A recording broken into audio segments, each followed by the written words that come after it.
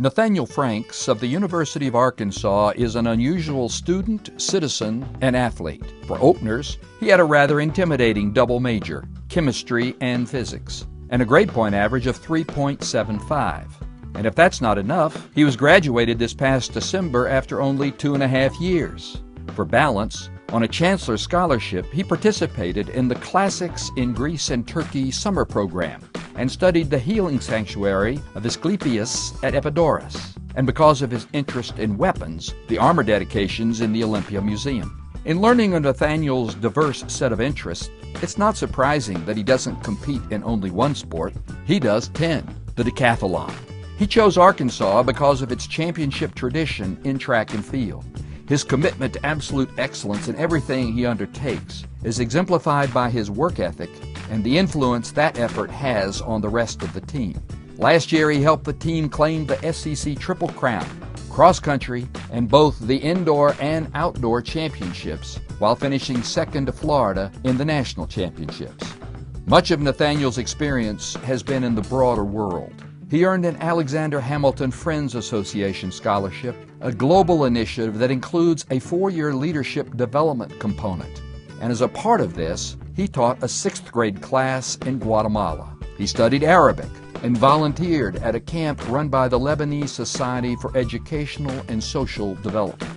His international interest is further shown as a core leader of an international culture team in which he directed and planned for a 200-member organization representing over 50 countries. He was commissioned by the governor of Arkansas as a Goodwill Ambassador and was handpicked to play a trumpet solo of Beethoven's Ode to Joy for the German Parliament. I had a eureka moment when I was tutoring an autistic student in high school. I would meet with him every lunch period, and he was kind of flunking in physics, chemistry, biology. Just nothing makes sense to him, and no one could really get to him and understand where he was coming from.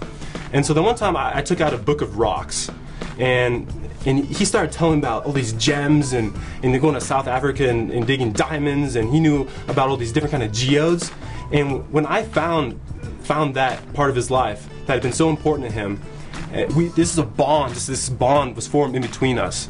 And so later, I actually dug for rocks myself, and I brought them to him as a gift, and I shined them up, and I took him to a rock museum, and ever since, he's done great in school because now he has that connection to people, and we can engage with each other. And so that was just one of the most important lessons I've learned in life, is with any relationship with any people, you got to find that common ground, and then great things can happen.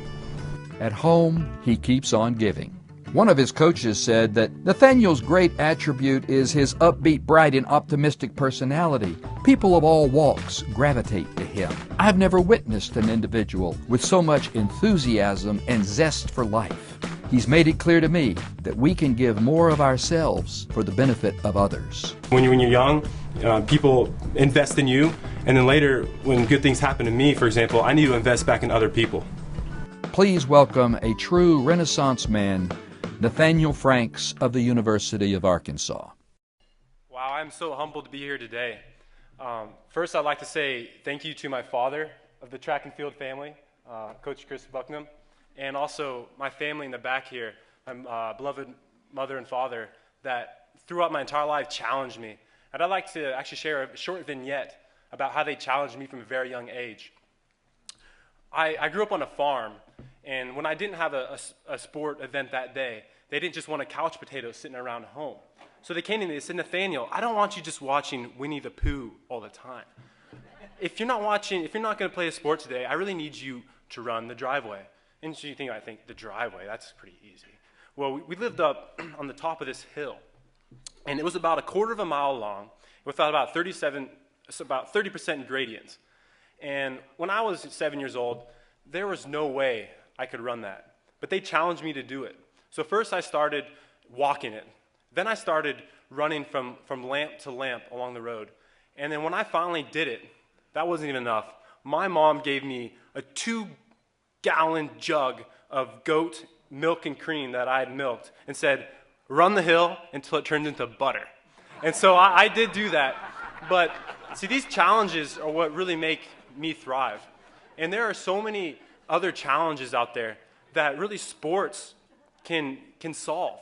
We actually went to the Martin Luther King historical site today, and there was a young, well, he was in his 50s. I'll consider that pretty young. And he grew up around where Martin Luther King, he grew up where Martin Luther King in his own neighborhood. And he said, young man, what do you feel here? And I told him, Martin Luther King was in a relay race, and he ran a really great leg, but he has passed the baton on to us.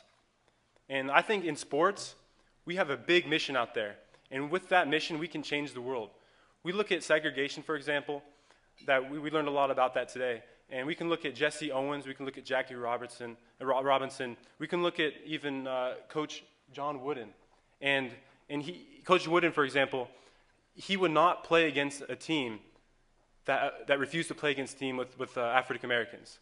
He promoted change through sports, and sports often lead the way, and the rest of society follows later.